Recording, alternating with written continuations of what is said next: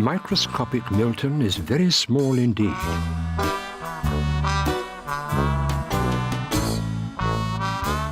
He lives in a clock on the mantelpiece in the parlour of a house that belongs to a lady named Mrs. Witherspoon. No one knows he's there, apart from Milton's friend Douglas, who spends most of his time asleep in front of the fire, and, of course, you.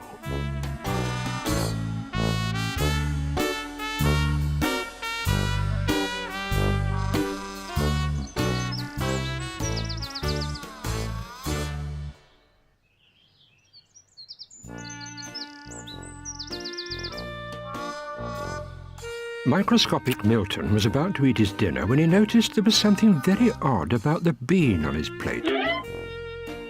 It was a very peculiar shape and had strange markings on it. I've never seen one like that before, he thought, and went out onto the mantelpiece to show Douglas.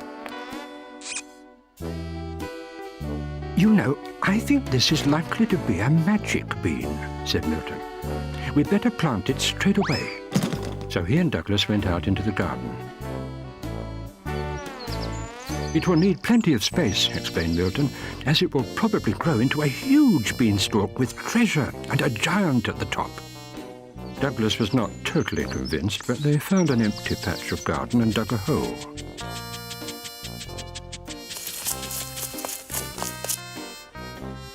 Milton dropped the bean into the hole and they covered it with soil. Now, all we need to do is wait, said Milton. And that's exactly what they did.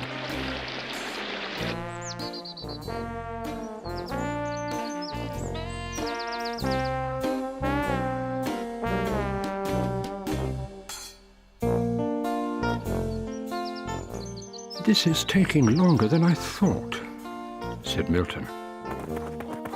We'll come back in the morning, he continued.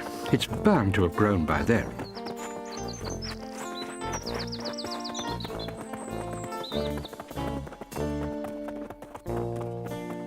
Milton and Douglas weren't the only ones to be busy in the garden.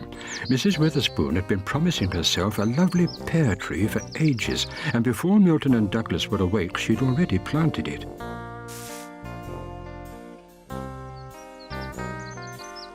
When Milton and Douglas woke up, they hurried out into the garden to see if the magic beanstalk had grown. They couldn't believe their eyes. Wow, Douglas, look! Exclaimed Milton. The magic beanstalk, it's grown! Douglas couldn't help thinking that it looked remarkably like a pear tree. The treasure will be at the very top, announced Milton. I must climb up, do battle with the giant and bring the treasure back, he said bravely. He picked up a twig and began to climb. You wait here, Douglas. It could be dangerous. Douglas didn't argue. Milton climbed higher and higher until he reached the very top. Wow, treasure! Exclaimed Milton. But just as he expected, it was guarded by a huge, hairy giant.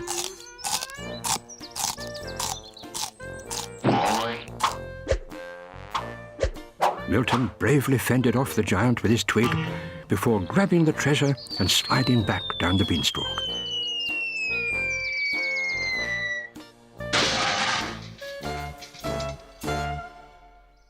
What an adventure, said Milton when he was safely back on the ground.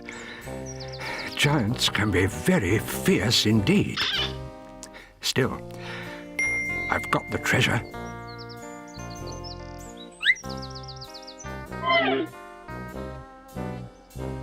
I wonder what he's going to spend it all on, thought Douglas.